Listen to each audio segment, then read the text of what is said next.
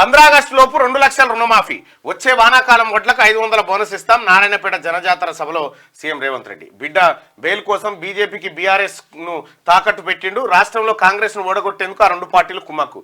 రాష్ట్రంలో 14 ఎంపీ సీట్లు ఇస్తే ముదిరాజు బిడ్డను మంత్రిని చేస్తాం. ముదిరాజులను బీసీ ఏలోకి తేవడం, ఎస్సీ వర్గీకరణ కాంగ్రెస్ తోనే సాధ్యం. లోక్సభ ఎన్నికలైన వెంటనే స్థానిక సంస్థల ఎన్నికలు ఉంటాయని వెల్లడి.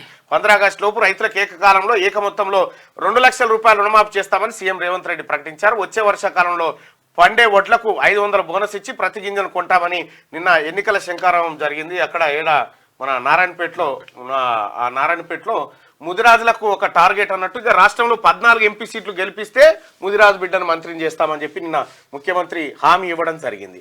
ఇక వచ్చే వానాకాలం వడ్లకు 500 బోనస్ ఇస్తాం. నారాయణపేట జనజాతర సభలో సీఎం రేవంత్ రెడ్డి అంటూ నిన్న సభ జరిగింది. సభకు సంబంధించినటువంటి వార్త.